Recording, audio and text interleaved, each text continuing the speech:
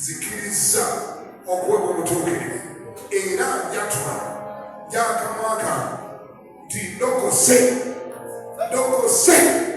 mu linnya erya Yesu. Amiina.